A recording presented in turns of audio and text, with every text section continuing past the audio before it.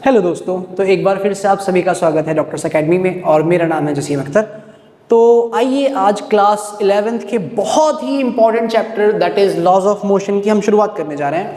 ध्यान रहे ये चैप्टर बहुत बहुत बहुत इंपॉर्टेंट है।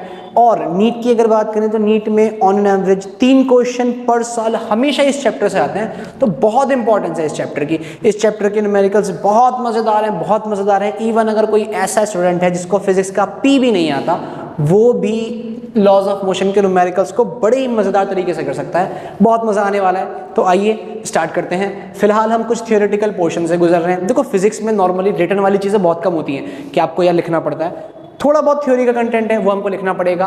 बाकी इस पूरे चैप्टर में इक्वेशंस भर भर के हैं, अप्लाई करनी है, भर भर के अप्लाई करनी है। बहुत मज़ा आने वाला है, तो जुड़े रहिएगा लेक्चर के साथ। आज हम स्टार्ट करते हैं बेसिक पोर्शन से। लॉज ऑफ मोशन में सबसे पहला वर्ड आता है फोर्स। तो देखिए जी, अगर हम फोर्स की कहानी की बात करें तो ध्यान रखना एरिस्टोटल से लेके न्यूटन तक करीब करीब 2000 साल का गैप है। और इन 2000 साल के गैप में फोर्स क्या होता है, मोशन क्या होता है, ये प्रॉपर तरीके से कोई भी डिफाइन नहीं कर पाया था।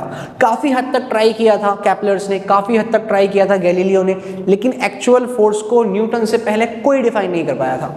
तो न्यूटन ने बहुत अच्छे से डिफाइन करने की कोशिश की थी। और इवन जो न्यूटन की डेफिनेशन थी वो आज भी यूज़ करते हैं, तो बहुत बढ़िया डिफाइन किया था न्यूटन ने। न्यूटन ने क्या कहा था? एनी पुश और पुल। अच्छा, आपको ये लग रहा होगा कि यार ये फोर्स को डिफाइन करना कौन सी बड़ी बात है। वो इसलिए कि भैया आप बचपन से पढ़ते चले आ रहे हो, 9th में फोर्स था, उससे पहले फोर्स आया, 5वीं क्लास के बच्चे को पता होता है फोर्स क्या है। वो इसलिए कि हम पढ़ते चले आ रहे हैं, हमारे सिलेबस में पहले से फिट हो चुका है। लेकिन न्यूटन के एरा तक फोर्स के बारे में कोई इन्फॉर्मेशन नहीं मिल पा रही थी कि हम कैसे डिफाइन करेंगे फोर्स, लग रहा है नहीं लग रहा है। तो आइए स्टार्ट करते हैं। फोर्स क्या है? देखो न्यूटन ने कहा था फोर्स कोई भी पुश या पुल, आप क्या करोगे? कुछ लोगों का मिथ होता है जी फोर्स वो है जब हम लगाएंगे तो डिस्प्लेसमेंट हो जाएगा। अच्छा, ये लोग लगा दिया मैंने फोर्स, क्या डिस्प्लेसमेंट हो रहा है यहाँ पे? नहीं, तो ऐसा नहीं है कि मैं फोर्स लगाऊंगा और डिस्प्लेसमेंट हो जाएगा। ऐसा बिल्कुल जरूरी नहीं है। हो सकता है फोर्स लगाने से डिस्प्लेसमेंट हो सकता है ना भी हो। फोर्स बेसिकली है क्या असल में समझते हैं ना। अभी मैंने कहा कि एनी पुश और पुल, आप क्या करोगे? या तो आप पुश करोगे या आप पुल करोगे, तीसरा तो कोई काम नहीं करते। आप किसी को मारोगे, धक्का दोगे, आप किससे पिटोगे तो वो आपको क्या कर रहा है? पुश कर रहा है। आप किसको पीट रहे हो, वो आपको क्या कर रहा है? वो आपको पुश कर रहा है जी। ठीक है, आपको भेजा है मम्मी ने रस्सी पे से कपड़े उतारने के लिए, आप कपड़ों क्या कर रहे हो? पुल कर रहे हो। आपको मम्मी ने भेजा है कि झाड़ू लगा दो, घर में सफाई करनी है, तो आप क्या कर रहे हैं? झाड़ू पकड़ के गंदगी को पुश कर रहे हैं। तो खैर जो भी आप फोर्स अप्लाई कर रहे हो, या तो आप पुश की फॉर्म में कर रहे हैं या आप पुल की फॉर्म में कर रहे हैं। तो पुश और पुल को और अच्छे से डिफाइन किया इन्होंने कि फोर्स क्या है? एनी पुश और पुल, एनी कोई भी, कुछ भी, कैसा भी पुश और पुल जो क्या करे? चेंज करे। क्या चेंज करे? चेंज करे या चेंज करने का ट्राई करे। चेंज या ट्राइज टू चेंज, किसके लिए? स्टेट को चेंज करने के लिए, किसी भी बॉडी की स्थिति को चेंज करने के लिए जो पुश और पुल लगाया जाएगा उसको हम कहते हैं कि वो हमारा फोर्स है। जैसे मैं क्या कर रहा हूँ? एफर्ट कर रहा हूँ, मैं पुश कर रहा हूँ इसकी स्थिति को, इसके रेस्ट के स्टेट को मोशन के स्टेट में चेंज करने के लिए। अब स्थिति कैसी है? रेस्ट पर है, मैं इसकी स्थिति रेस्ट से बदलकर मोशन में करना चाह रहा हूँ, तो यहाँ पर मैं क्या एफर्ट लगा रहा हूँ? पुश यहाँ पर मैं किस लिए कर रहा हूँ? रेस्ट की स्टेट को मोशन की स्टेट में कन्वर्ट करने के लिए। ठीक है, कोई कार मेरी तरफ, या कोई कार नहीं यार, कार तो बड़ी हो जाएगी, कोई साइकिल मेरी तरफ मूव करती हुई आ रही है, उस पर मैं एफर्ट लगाऊंगा, उस पर मैं पुश लगाऊंगा, किसके लिए? उसके मोशन के स्टेट को रेस्ट के स्टेट में लाने के लिए। कोई बॉल हमारी तरफ आ रही है, वो क्या है? उसकी स्टेट कैसी है कि वो इस डायरेक्शन में मूव कर रहा है, उसके मैं डायरेक्शन की स्टेट को चेंज करने के लिए उस पर पुश लगाऊंगा। तो ध्यान रहे, कोई भी पुश या पुल जो क्या करेगा? बॉडी की स्टेट को चेंज कर दे या चेंज करने का ट्राई करे, ऐसे क्वांटिटी को हम बोलते हैं फोर्स। अब फोर्स भी हमारे पास दो तरीके का होता है। कैसे? एक इंटरनल और एक्सटर्नल, तीसरी कोई कैटेगरी नहीं बनती। या तो इंटरनल फोर्स होगा या हमारा एक्सटर्नल फोर्स होगा। इंटरनल फोर्स क्या है? देखो कोई भी फोर्स जो सिस्टम के या बॉडी के अंदर से अप्लाई हो रहा हो उसको हम कहेंगे इंटरनल फोर्स। लॉजिक है, बेसिक कॉमन सेंस समझ सकते हैं। और एक्सटर्नल फोर्स क्या? वो फोर्स जो सिस्टम के या बॉडी के बाहर से बॉडी के ऊपर अप्लाई हो रहा हो उसे हम कहते हैं एक्सटर्नल फोर्स। इन दोनों में बहुत बड़ा डिफरेंस है, बहुत एक क्रिंज है, आप इसे समझते हैं। आप कार में बैठे हैं, कार खराब हो गई, आलसी है कोई आपका दोस्त, कार से उतरा, सॉरी कार खराब हो गई थी तो कार में बैठा रहा, कार से नहीं उतरा क्योंकि वो आलसी है। सपोज कर लेते हैं साहिल कोई फ्रेंड है आपका, तो वो साहिल क्या कर रहा है, कार खराब हो गई, वो कार में बैठा है, वो कार में बैठे बैठे कार को पुश कर रहा है। वो कितने ही फोर्स लगा ले, कितने ही फोर्स लगा ले, कार की सीट पे बैठे बैठे वो कार को पुश कर रहा है। क्या कभी कार मूव होगी? नहीं। क्यों? क्योंकि उसका फोर्स कैसा है, इंटरनल। लेकिन अगर वही साहिल थोड़ा सा दिमाग का इस्तेमाल करे और वो अगर उतरे कार से और कार को पुश करना शुरू करे, अब वो क्या कर रहा है, बॉडी पे, बॉडी के बाहर से फोर्स लगा रहा है, तो ये फोर्स कैसा हो गया, एक्सटर्नल।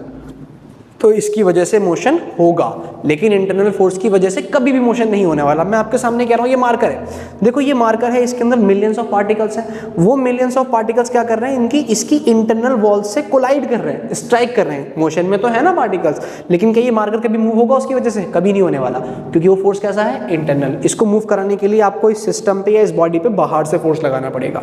तो ध्यान रहे कि इंटरनल फोर्स की वजह से मोशन कभी भी नहीं होगा। No motion cause ever, ever कभी नहीं होगा। किसकी वजह से? इंटरनल फोर्स की वजह से।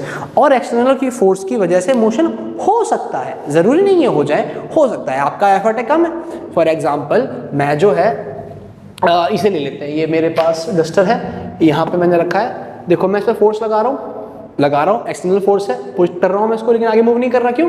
क्योंकि मेरा अप्लाइड किया हुआ फोर्स के मोशन कराने के लिए सफिशिएंट नहीं है। लेकिन जब इस फोर्स को ज़्यादा कर दूंगा तो देखो मूव हो रहा है, अरे मिट जाएगा, ये देखो मूव हो रहा है, यहाँ मूव हो रहा है। क्यों? क्योंकि अब जो मैंने एक्सटर्नल फोर्स अप्लाई किया वो सफिशिएंट है मोशन को कराने के लिए। तो ध्यान रहे, अरे ये दिख गया, तो ध्यान रहे एक्सटर्नल फोर्स की वजह से मोशन हो सकता है, जरूरी नहीं हो सकता है, अगर आपका एफर्ट नेसेसरी होगा उसके मोशन को कराने के लिए, लेकिन इंटरनल फोर्स की वजह से कभी भी मोशन नहीं होगा। तो याद रखना, आगे जो हम न्यूमेरिकल्स करेंगे इस चैप्टर में, उसमें जब भी हम फोर्स लेंगे हमेशा एक्सटर्नल फोर्स लेंगे, इंटरनल फोर्स कभी भी काउंट नहीं करेंगे। ठीक है जी, आगे बढ़ते हैं। अब लॉज ऑफ मोशन में ही हमारे पास एक लॉ आता है, गैलीलियोज लॉ। वैसे तो ये जो पूरा चैप्टर है ये न्यूटन्स के लॉ से भरा पड़ा है, लेकिन उसके पहले गैलीलियो ने एक छोटा सा कॉन्सेप्ट दिया था मोशन को समझाने के लिए। इन्होंने कहा था, स्टेटमेंट मैंने लिखी है, आप इसको छाप लेंगे, कोई ऑब्जेक्ट है, अगर आप उसको ऊपर से रिलीज करोगे तो वो क्या होगा, नीचे आते हैं तो उसकी वेलोसिटी क्या होगी, इंक्रीज होती चली जाएगी। वेलोसिटी की बात करूंगा तो वेलोसिटी इंक्रीज होती चली जाएगी, और एक्सेलरेशन कैसा आएगा, पॉजिटिव। पॉजिटिव क्यों? एक्सेलरेशन का फॉर्मूला मेरे पास क्या होता है, v2 minus v1 upon time. नीचे आते हैं तो वेलोसिटी बढ़ रही है, वेलोसिटी बढ़ रही है तो v2 क्या होगा, v1 से हमेशा बड़ा होगा, v1 से हमेशा बड़ा होगा तो एक्सेलरेशन हमेशा क्या आएगा, पॉजिटिव। यानी बॉडी ऊपर से नीचे आते वक्त क्या करेगी, एक्सेलरेट करेगी। लेकिन वही बॉडी अगर नीचे से ऊपर जाए तो वेलोसिटी उस केस में क्या होगी जी, डिक्रीज होना शुरू हो जाएगी। अगर डिक्रीज होना शुरू होगी तो जो v2 है इनिशियल वेलोसिटी से कम हो जाएगा ना, बाद की स्पीड पहले से कम हो जाएगी। तो इस केस में एक्सेलरेशन हमारे पास क्या आता है, नेगेटिव। बॉडी क्या करती है, रिटार्ड। और वहीं कोई ऑब्जेक्ट अगर हॉरिजॉन्टल सरफेस पे मूव कर रहा हो तो अकॉर्डिंग टू गैलीलियो यहाँ पे इस बॉडी पे कोई फोर्स नहीं लगता, वेलोसिटी जो है कांस्टेंट रहती है और एक्सेलरेशन जीरो, क्योंकि वेलोसिटी अगर कांस्टेंट है तो जो v2 है वही v1 है, वेलोसिटी चेंज नहीं हो रही है, एक्सेलरेशन इस केस में जीरो है। हालांकि गैलीलियो को ये कहना पूरा सही नहीं था, क्योंकि ऐसा तभी होगा जब सरफेस स्मूथ हो। इन्होंने स्मूथ सरफेस के बारे में ऐसा कुछ नहीं कहा था। हमें मालूम है सरफेस पे बहुत माइक्रो लेवल पे रफनेस तो होती है ना, इवन आप एक बॉल को भी अगर उसके ऊपर पुश करोगे मूव होने के लिए तो वो कुछ टाइम बाद मूव होते होते रुक जाएगी, कांस्टेंट स्पीड से मूव नहीं करती है। तो यहाँ पर गैलीलियो की स्टेटमेंट में छोटी सी प्रॉब्लम ये हो गई थी कि उन्होंने स्मूथ सरफेस नहीं बोला था। तो ये तभी होगा, ये तभी पॉसिबल है जब सरफेस स्मूथ हो, लेकिन गैलीलियो की स्टेटमेंट में ऐसा कुछ भी नहीं है। तो ओवरऑल इनके अकॉर्डिंग जो है, कोई यहाँ पर पुलिंग फोर्स लग रहा है, कोई पुलिंग फोर्स लग रहा है, नीचे की तरफ खींचता है, इस केस में भी कोई पुलिंग फोर्स है जो नीचे की तरफ खींच रहा है, और इस केस में अकॉर्डिंग टू गैलीलियो कोई भी फोर्स काम नहीं करता। तो ये आपकी गैलीलियोज ने जो बताया था वो था। अब गैलीलियोज लॉ ऑफ इनर्शिया, ये इनर्शिया बड़ा मजेदार है, इसको देखते हैं। ये इनर्शिया एक मैं सेपरेट पढ़ाऊंगा, इसलिए मैंने यहाँ पे इनर्शिया का वर्ड यूज नहीं किया। इनर्शिया है क्या, आइए समझते हैं।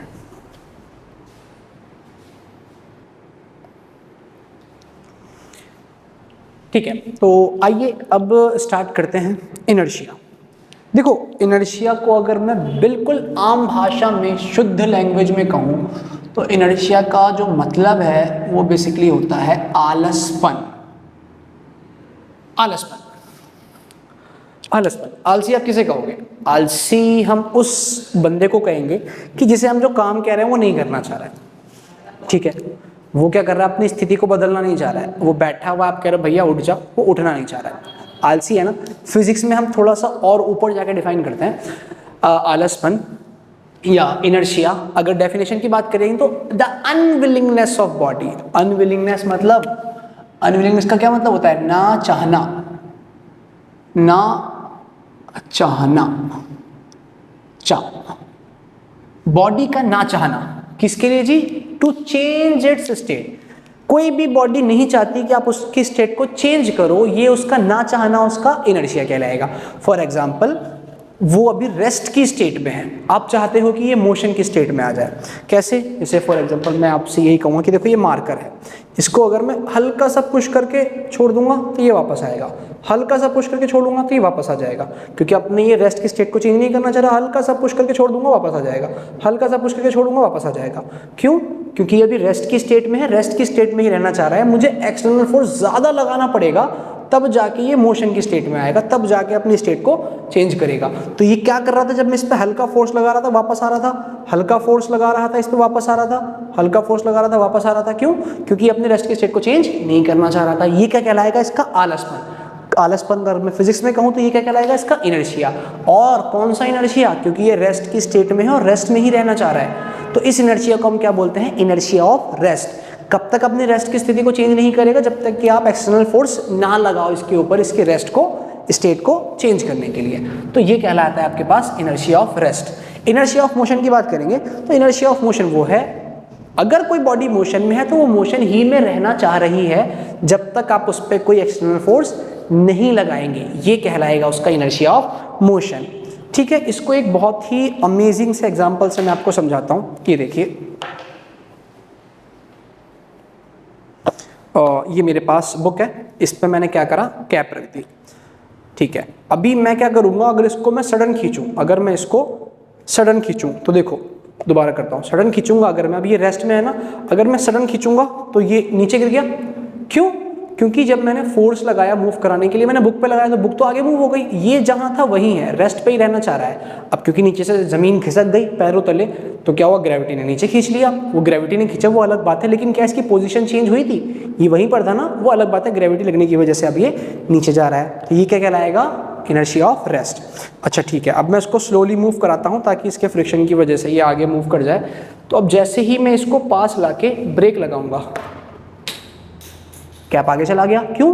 क्योंकि कैप जो था अपना वो मोशन में आ गया, वो किसी प्लेटफॉर्म पर बैठा है, प्लेटफॉर्म मोशन में है तो वही मोशन में आ गया। अब जैसे ही मैंने इस पर ब्रेक लगाया तो ध्यान रखिए, फोर्स किस पे लगा? बुक के ऊपर, उस कैप के ऊपर नहीं लगा। वो मोशन में था, मोशन ही में रहना चाह रहा था, इसलिए वो आगे निकल गया, क्योंकि फोर्स बुक के ऊपर लगा था। यही कॉन्सेप्ट, इसी कॉन्सेप्ट की वजह से सीट बेल्ट बने हैं। जब कार चल रही होती है, कार मोशन में है, साथ में आप भी मोशन में आ गए। जैसे ही कार ने ब्रेक लगाया तो ध्यान रहे, ब्रेक किसके ऊपर लगा है? कार के ऊपर, ना कि आपके ऊपर। तो कौन रुकता है? कार। लेकिन आप क्या करते हो? आप आगे जाते हो। क्यों? क्योंकि आप मोशन में हैं, आप मोशन ही में रहना चाह रहे हैं, तो इसी वजह से आप आगे मूव कर जाते हैं। इनर्शिया ऑफ मोशन है आपके अंदर, आप अपने मोशन की स्थिति को चेंज नहीं करना चाह रहे हैं, तो क्योंकि वहां पे एक्सीडेंट होगा आपके आलसपन की वजह से, तो उस एक्सीडेंट को अवॉइड करने के लिए ही सीट बेल्ट बनाए गए थे। मेरा कैप कहाँ गया? ठीक है जी, तो इनर्शिया ऑफ रेस्ट क्लियर है, अगर कोई बॉडी रेस्ट में है तो रेस्ट में रहेगी। इनर्शिया ऑफ मोशन क्लियर है, कोई बॉडी अगर मोशन में है तो मोशन में रहेगी। इनर्शिया ऑफ डायरेक्शन, कोई ऑब्जेक्ट अगर किसी डायरेक्शन में मूव कर रहा है ना, तो वो उसी डायरेक्शन में मूव करते रहना चाहता है जब तक आप उस पर कोई फोर्स बाहर से नहीं लगाओगे। फॉर एग्जांपल, बॉल है, क्रिकेटर की तरफ बॉल गई, जब तक वो हिट नहीं करेगा ना, बॉल सीधी ही जाती रहेगी। वो उसको हिट करेगा, एक्सटर्नल फोर्स लगाएगा, तब जाके उसका डायरेक्शन चेंज होगा।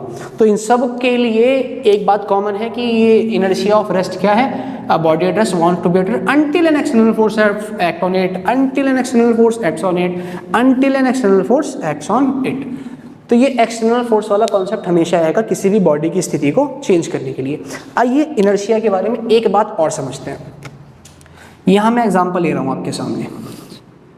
एक लिया मैंने 10 kg का बॉल है, कोई ऑब्जेक्ट है, और दूसरा ले लिया मैंने जी 100 kg का। इनिशियली मैं कह रहा हूँ दोनों रेस्ट पर हैं, इसकी स्पीड भी जो है इनिशियल 0 है, इसकी स्पीड भी इनिशियल 0 है। मुझे क्या करना है? इन दोनों को मूव कराना है। सेम फोर्स लगा रहा हूँ। आप मेरे को बताओ कि किस ब्लॉक को मूव करना, किस बॉडी को मूव करना आसान रहेगा मेरे लिए? ऑब्वियस ही बात है, 10 kg वाले को, 100 kg वाला भारी है। अभी दोनों किस में है? रेस्ट की स्टेट में, और इजिली कम मूव हो जा रहा है 10 kg। इसका क्या मतलब है कि इसका इनर्शिया ऑफ मोशन, इसका इनर्शिया ऑफ रेस्ट कम है, इसमें रुके रहने का आलसपन कम है, इसलिए जल्दी मूव हो गया। इसमें रुके रहने का आलसपन ज़्यादा है क्योंकि ऑब्वियस सी बात है इसका मास ज़्यादा, और हमें पता है मोटे लोग ज़्यादा आलसी होते हैं। ठीक है, तो इनर्शिया ऑफ रेस्ट इसका कम होगा, इनर्शिया ऑफ मोशन इसका ज़्यादा होगा। तो मुझे इनर्शिया ऑफ रेस्ट इसका कम है और इसका इनर्शिया ऑफ रेस्ट ज़्यादा है क्योंकि ये अपने रेस्ट की स्टेट को चेंज ज़्यादा रेजिस्ट कर रहा है, अपने रेस्ट की स्टेट को चेंज करने में रेस्ट में ही रहना चाह रहा है। तो यहाँ से मुझे क्या पता लगा, जो इनर्शिया है वो इसका कम मास, तो इसका इनर्शिया ऑफ रेस्ट कम, इसका मास ज़्यादा तो इसका इनर्शिया ऑफ रेस्ट ज़्यादा, यानी कुछ मिला, इनर्शिया प्रोपोर्शनल टू मास है। ये तो रेस्ट वाला केस देखा था। अच्छा, अब मान लेते हैं यही ऑब्जेक्ट जो है सेम स्पीड से, ये भी v स्पीड से आगे आ रहा है और ये भी v स्पीड से आगे आ रहा है। अब आपको सेम फोर्स लगा के दोनों को रोकना है। किसको रोकना आसान है? कुछ समझ रहे होंगे कि यार 100 kg वाले को रोकना आसान है। अबे भैया, सामने से एक बार साइकिल आ रही है और ट्रक आ रहा है, किसको रोक लगे आसानी से? ट्रक को क्या? नहीं, साइकिल को ना। तो यानी यहाँ पर दोनों में अभी इनर्शिया ऑफ मोशन क्रिएट है, अपने मोशन की स्थिति को चेंज नहीं करना चाह रहे। फोर्स लगाओगे तो इजीली कौन रुक जाएगा कंपैरेटिवली? 10 kg वाला। यानी इसमें इनर्शिया ऑफ मोशन कम है और इसमें इनर्शिया ऑफ मोशन ज़्यादा है। तो यहाँ भी मुझे क्या दिख रहा है, जो इनर्शिया है किसके प्रोपोर्शनल आ रहा है? मास के। इसका मास ज़्यादा तो इनर्शिया ऑफ मोशन ज़्यादा।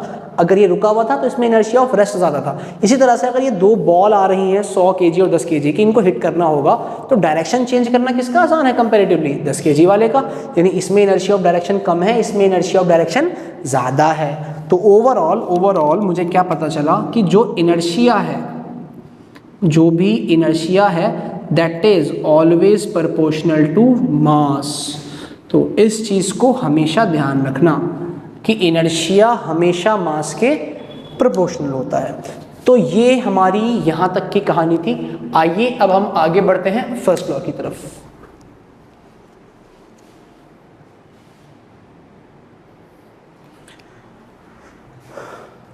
ठीक है, तो फर्स्ट लॉ ऑफ मोशन हमसे क्या कहता है? ध्यान रहे, फर्स्ट लॉ कुछ नहीं है, एक छोटा सा डेफिनेशन है बस। फर्स्ट लॉ बेसिकली इनर्शिया ही को और ज़्यादा एक्सप्लेन कर रहा है। फर्स्ट लॉ क्या कहता है कि it states that a body in state of rest, अगर वो रेस्ट में है और moves with uniform velocity in a straight line. कोई बॉडी अगर रेस्ट में है या फिर वो यूनिफॉर्म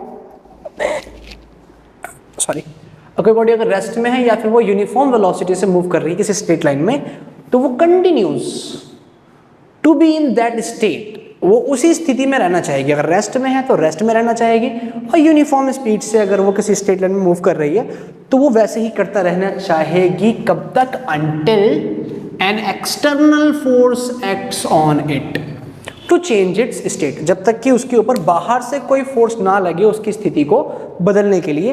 तो ये सिंपल सा हमसे फर्स्ट लॉ ने कहा था। जानी पहचानी सी डेफिनेशन है, बेसिकली यही हमने inertia of rest, inertia of motion, inertia of direction में अलग अलग पढ़ा था ना। तो फर्स्ट लॉ ऑफ मोशन क्या है? बेसिकली कुछ नहीं है। फर्स्ट लॉ ऑफ मोशन सिर्फ आपको डेफिनेशन दे रहा है, इनर्शिया ही की डेफिनेशन है फर्स्ट लॉ, और कुछ नहीं है, इनर्शिया की डेफिनेशन देता है।